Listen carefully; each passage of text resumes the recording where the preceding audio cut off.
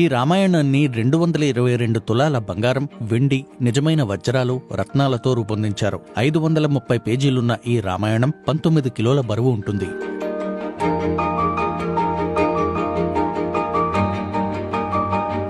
મારા દાદા શ્રી રામભાઈ ગોકળભાઈ ભક્ત એમણે આ 81ની સાલમાં સુવર્ણ રામાયણ બનાવ્યું હતું. રામાયણ ટોટલ 19 કિલોનું છે. એમાં 200 તોલાની ઈંક વપરાય ને 22 તોલા મુખ્ય પેજ પર મૂર્તિમાં વપરાયું છે.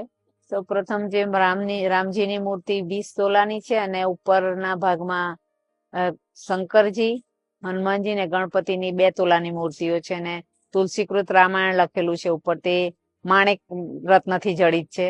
બીજા એના સ્તંભ મંદિરના બનાવેલા છે તે ડાયમંડના